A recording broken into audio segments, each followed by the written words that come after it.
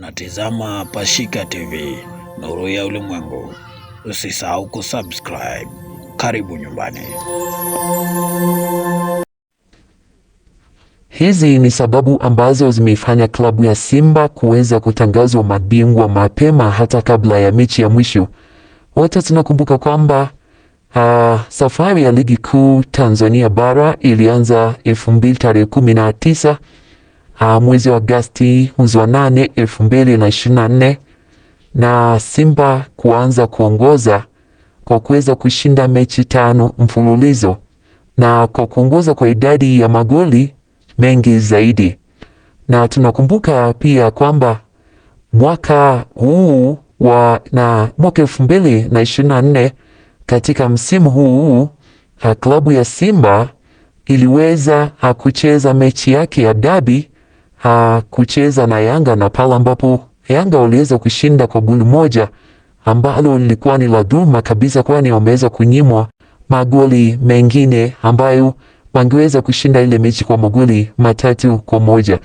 Lakini pia goli ambalo Yanga walifunga, ukirejea kuliangalia utaona kwamba ilikuwa goli ambalo sio halali kabisa.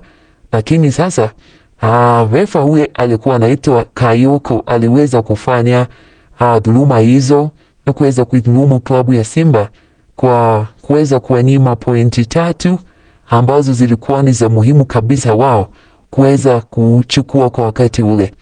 Hivyo klabu ya Simba ikaweza kuwa nyuma kwa pointi 1, na tukakumbuka pia walikuja wakasare na klabu ya Azam wakatoka 2-2, hivyo ikaendelea kupunguza pointi. Baadaye waliweza kuja pia kupunguza pointi kwa kuweza kuchapwa na Tabora United, lakini kudraw mechi zaidi ya 3, na hivyo kaweza kuwa nyuma zaidi. Lakini klabu ya Simba sasa, kwa nini inaweza kwenda kutangazwa kuwa klabu ambayo ni ya ushindi wa kuchukua ligi kuu Tanzania bara msimu wa 2024-2025? Ni kwa sababu hizi zifuatazo. Tunakumbuka kwamba wamebakiza mechi 3, na hapa nyuma waliweza kushinda mechi 6 mfululizo, mechi 7 mfululizo ambayo ilikuwa ni viporo. Waliweza kushinda na kuweza kuchukua pointi 21 kwa wakati. Ilikuwa ni mechi ya siku mbili mechi, manake masaa 48 walikuwa wanacheza mechi.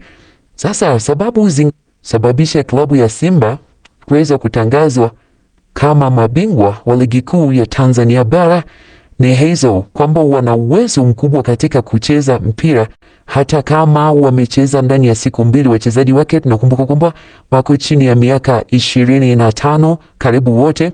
Hakuna mwenye miaka 27 isipokuwa Shomari na Mohamed Hussein, lakini hawa wengine wote chini zaidi. Kwa hiyo ujana wao unaweza kuwasaidia klabu ya Simba kuweza kufanya vizuri zaidi. Lakini pia pointi nyingine, kumbuka kwamba dabi ilitangazwa, na ilipotangazwa dabi ilileta shida zaidi, kwani klabu ya Simba wanjani na kuweza kuzuiliwa kufanya mazoezi ya mwisho ile tarehe 8 kabla ya kuwavaa masimu wao ambao ni Yanga, lakini akaweza kuzuiliwa katika kuingia uwanjani, hivyo dabi ikaahirishwa. Kulingana na TFF, akaweza kusema ya kwamba basi tumeirisha dabi hii mpaka itakavyotajwa tena la kufanya uchunguzi wao, lakini hawakutoa suluhisho kabisa kwamba ni nini kilichosababisha dabi itapangwa.